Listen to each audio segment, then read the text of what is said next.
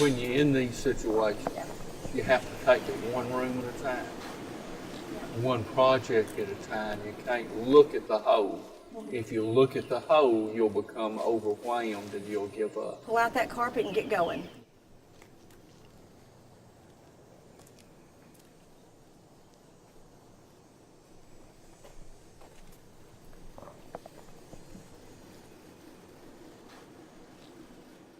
We were here preparing for the water coming in.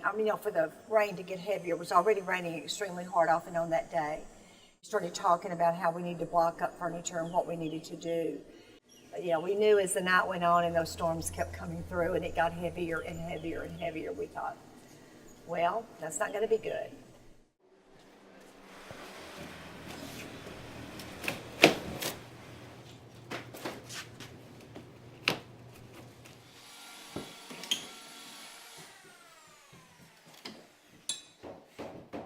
We got up the next morning and came over expecting 3 feet of water in our house.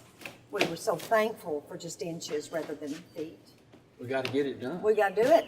Got to recover. Got to rebuild. Got to work on it. People are what's important. Your family members and your friends and your church family. That's what's important. It's not things.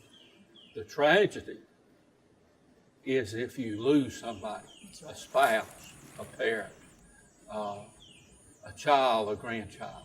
And if you don't have that happen to you, then everything's A-okay.